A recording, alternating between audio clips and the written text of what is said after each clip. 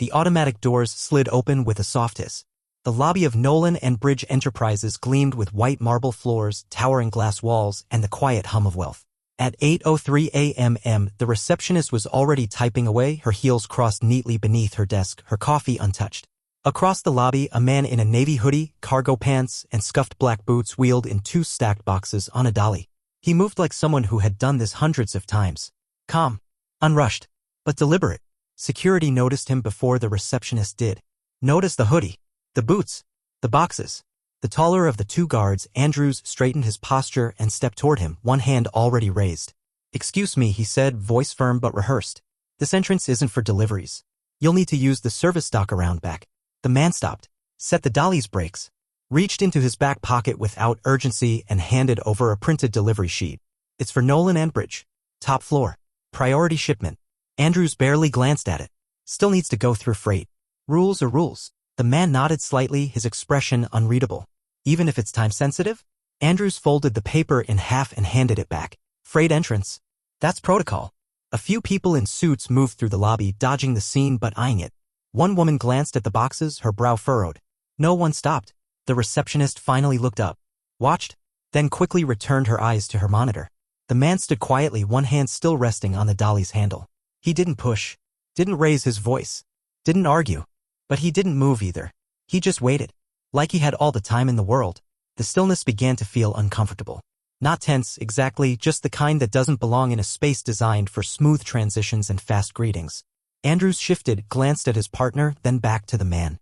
"Look," he said, tone softening slightly, "I'm not trying to be difficult. We just have rules for a reason. If you take the service dock, someone upstairs will sign for it like always." The man nodded again. "Except this isn't like always." Andrews raised an eyebrow. "No? No." Another pause. The receptionist peeked again, this time pretending to check the time on her screen. "All right," Andrews sighed, annoyed now. "Who signed off on this?" "I'll call upstairs, get someone to confirm." The man reached into his jacket and pulled out a folded sheet. He handed it to Andrews without a word. Andrews unfolded it. His eyes scanned the page once, then again slower. A delivery manifest with a signature at the bottom. Dated yesterday. He froze. His eyes lifted from the paper to the man in front of him. The name at the bottom wasn't just someone in the company. It was the name. James Cole. Co-founder. Current CEO. Andrews' throat bobbed as he swallowed. "You're..." The man didn't confirm or deny. He just looked at him, calm, patient. Andrews stepped back, something like embarrassment flickering across his face. "Let me just check with upstairs." The man said nothing. Didn't smile. Didn't scowl. He just waited. The receptionist had finally stopped typing. The air in the lobby had changed, and no one was quite sure how to name it. Andrews spoke into his shoulder radio, his voice clipped and low. "Yeah, I've got a situation down here. I need confirmation that a priority delivery was authorized by, Mr. Cole." "Yes. James Cole. Signed yesterday." He turned slightly, his back half to the man with the dolly. The receptionist wasn't typing anymore. The other guard, a younger man named Felix, shifted uncomfortably behind the desk. He looked from the delivery guy to Andrews, then to the receptionist, then back again. You could see the wheels turning. He hadn't read the name, but he knew something had changed. Andrews finished his call. "They're checking. Should be a minute." The man didn't react. More employees streamed through the lobby. Most glanced at him, then kept walking. A few slowed as they noticed the subtle shift in tone. No one said anything. Still the man stood. Not defiant. Not bored. Just waiting. Andrews cleared his throat, trying to reclaim control. "So, you're with the logistics company Mr. Cole contracted?" No answer. Andrews forced a half-smile. "Not much of a talker, huh?" Still nothing. Behind the desk, Felix looked again at the dolly. 2 plain cardboard boxes, both taped cleanly, marked with barcodes. No logos, no markings, just numbers. Whatever was inside, it wasn't ordinary. That much was clear. A soft ding echoed from the elevator. A woman in a gray suit stepped out holding a tablet. She didn't look around. She walked straight toward them. Her heels echoed on the marble floor. The sound cut through the silence. As she approached, Andrews visibly tensed. "Mr. Cole said to let him through," she said simply, no introduction, no pleasantries. Andrews nodded quickly, stepping aside. Felix did the same. The man released the dolly's brake and started walking, following the woman toward the elevator. Still no words. Still no expression. Just calm. The kind of calm that fills a room louder than any voice. The elevator doors opened with a soft chime. Stainless steel, spotless, lined in brushed chrome. It reflected just enough of the man's figure to remind everyone watching he still hadn't said a word. The woman in the gray suit stepped in first. She held the door. He followed, guiding the dolly in without grazing the frame. Smooth. Practiced. And then, for the first time since entering the building, he spoke. Floor 32? The woman nodded. Executive offices. Andrews, still standing at his post, opened his mouth like he was about to say something but didn't. Felix watched the elevator close. His posture shifted like a thread had been pulled tight in his back and finally let go. Inside the elevator, the man stood silently next to the dolly. The woman didn't speak. She didn't glance at him. But her expression had changed. Less business. More curiosity. I didn't know you were handling this personally, she said after a moment. Not judgmental. Just curious. I like to see things for myself, he replied. She nodded. The numbers ticked upward on the screen above the door. Floor 9. 10. 11. People made assumptions, she said quietly. He didn't answer. Didn't need to. They both knew she wasn't apologizing. She was just acknowledging what had already happened. And who now was holding the proof? The elevator slowed, then stopped. Floor 32. The doors opened with a soft swish, revealing a different kind of space. Quieter. More refined. No chatter, no foot traffic. Just glass walls, framed art, and a long hallway leading to the executive wing. The woman stepped out first, walked a few paces, then stopped, turned, and waited. He wheeled the dolly out, the soft thrum of its wheels the only sound in the hall. Two men in tailored suits glanced up from a conversation near the glass conference room. One of them frowned, his gaze locking on the hoodie, the cargo pants. The woman waved him off before he could speak. He's with me. That didn't entirely settle them, but they didn't stop her either. They reached the double glass doors at the end of the corridor. Inside, walnut desks, leather chairs, city skyline views. The office of James Cole. The man reached into his back pocket again, pulled out a black badge holder, and flipped it open. His photo. His name. Malik Jordan, CEO Logistics Operations, Contracted Consultant. J. Cole Direct Initiatives. Her eyes went to the badge. Then to him. Oh, she said softly. It wasn't shock. More like realization folding in on itself. The dolly, the silence, the calm. It had all made sense now. Malik nodded once. You can head back down. I've got it from here.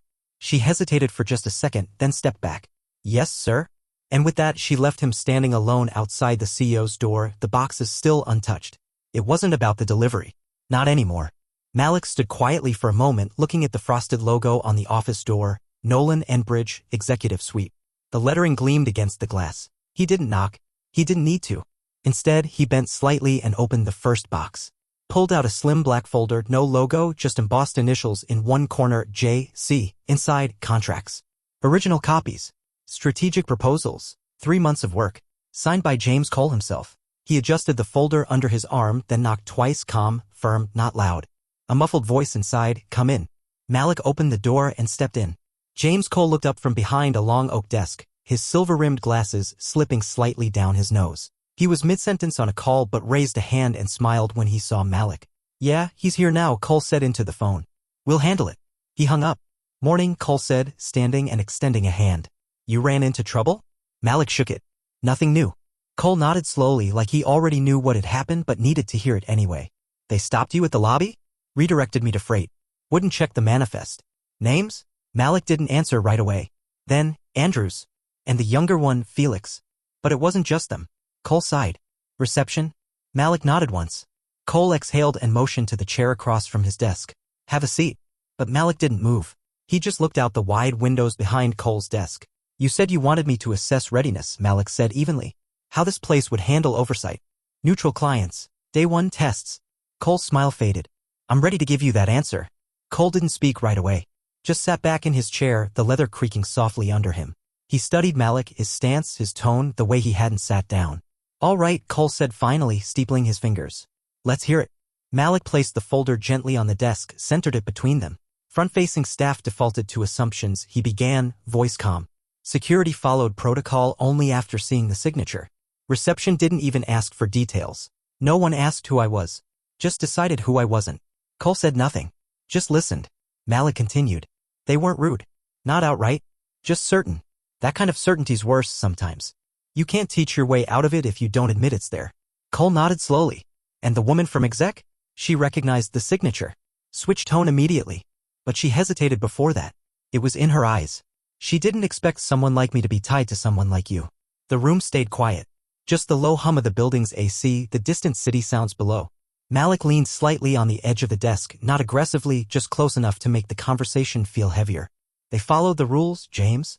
But they followed them selectively. That's what you wanted me to see, isn't it? Cole looked away for a second.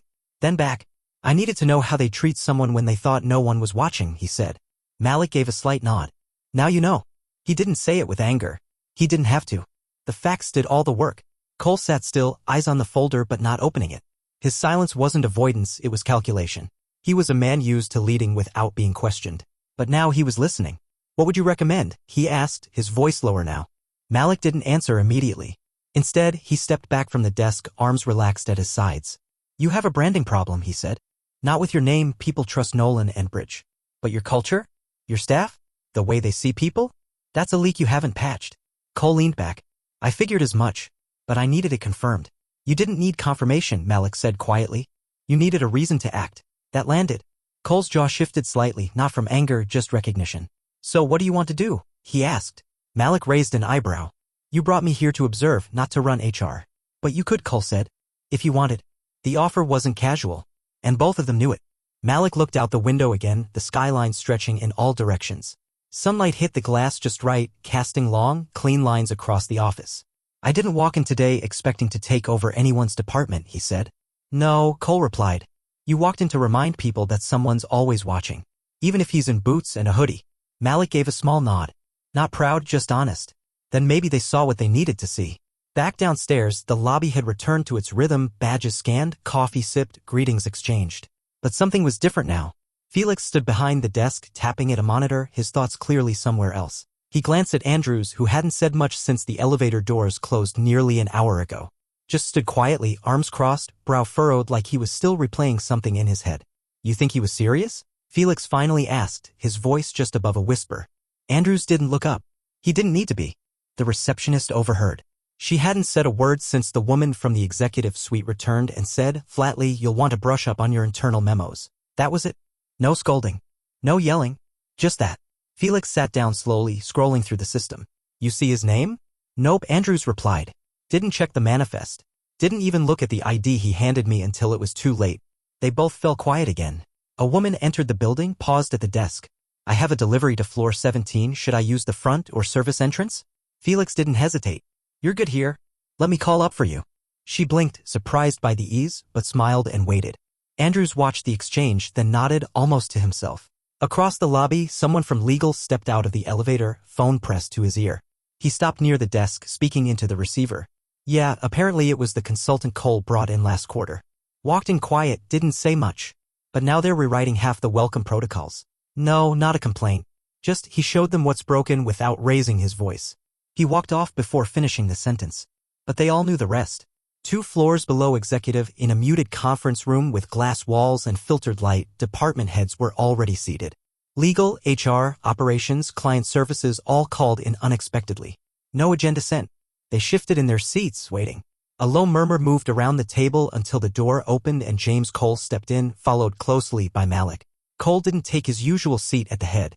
Instead, he stood beside the screen and opened the folder Malik had left on his desk. Malik didn't sit either. He stood against the wall, arms at his sides, expression unreadable. Cole cleared his throat. This morning he began, we were tested. The room quieted. A contracted executive advisor entered the building to deliver a priority package, one tied directly to our Q4 restructuring. He wasn't met with curiosity. He wasn't met with professionalism. He was met with assumption. Heads turned. Some confused, some suddenly cautious. Cole continued, that advisor is Malik Jordan.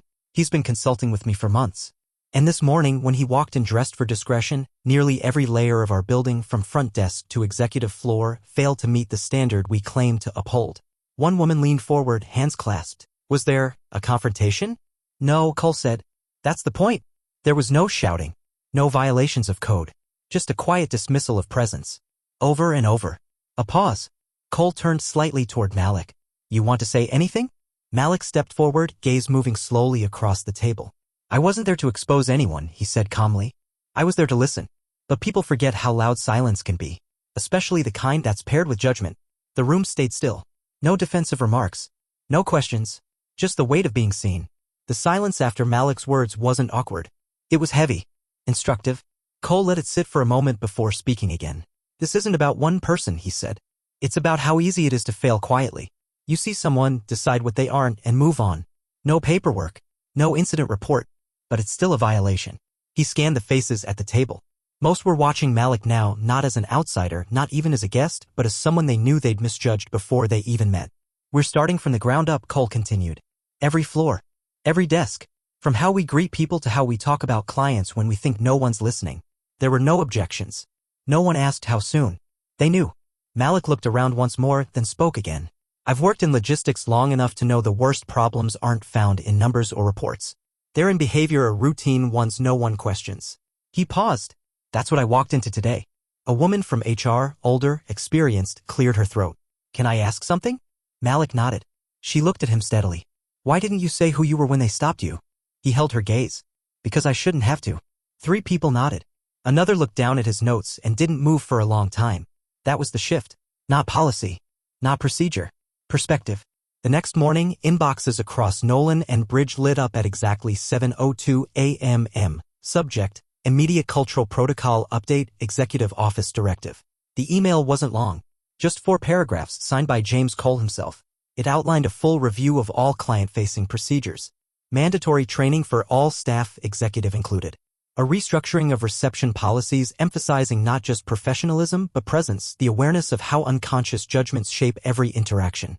And it ended with this line. Assumptions are silent decisions. From this point forward, we listen before we label. No attachments. No optional RSVP. The tone was clear, this wasn't a suggestion. And people noticed. Andrews read it from the security terminal and quietly closed his screen. Felix reread the last sentence twice, then turned to his notepad and started writing something. A sentence. A word. No one saw.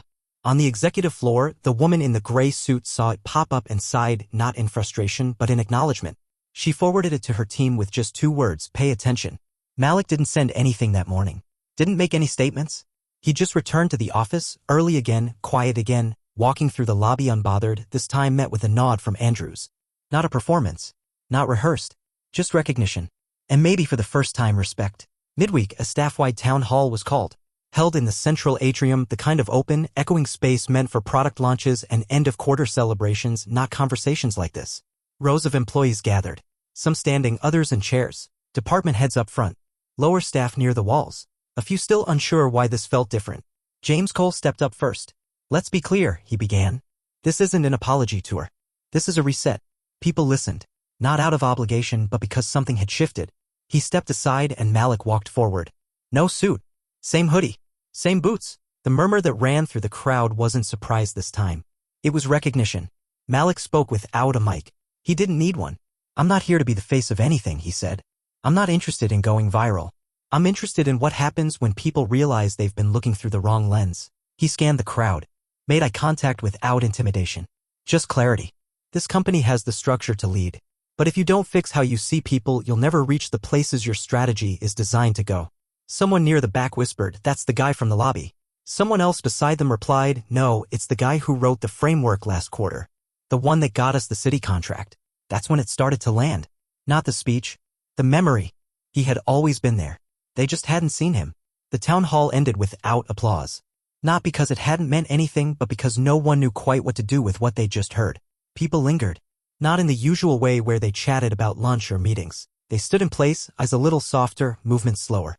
Processing. In the HR wing, 2 junior staffers sat quietly by the copy machine, one of them finally saying, I've probably done that. Without thinking. The other just nodded. Me too. And in a far corner office, the woman in the gray suit stared out the window. Not at the view. At her own reflection. She remembered hesitating. The pause before treating Malik with the respect she would have given anyone in a blazer. It haunted her, but not in a punishing way. More like a quiet reminder you can't undo what you didn't notice, but you can decide what you do next. In the lobby, Felix glanced at the entrance every time someone new walked in. He didn't know their names, but today he looked longer. Listened more. Andrews didn't say much. But that evening, after his shift, he sat in his car an extra 10 minutes. Thinking about the difference between policy and perception. And how easily he'd fallen into the wrong one. None of them had been reprimanded. Not officially. But the message had landed anyway. And not because someone yelled. Because someone walked in, calm, unseen, and made them see themselves. Friday morning came quiet. The kind of still that feels like the air itself is listening. Malik arrived early, just like before. Hoodie. Boots. No badge visible. This time, no one stopped him. He moved through the lobby without pause. Felix gave him a nod, not stiff, not forced, just real. Malik nodded back. Nothing more. Upstairs, James Cole stood waiting near the elevator. "You're done here?" he asked as Malik stepped off. Malik shrugged lightly. "This part." Cole smiled faintly. "You're not easy to forget." "Wasn't trying to be," Malik said. Then after a moment, just wanted to make something clear. Cole nodded. "You did." They stood in silence for a second. Nothing heavy.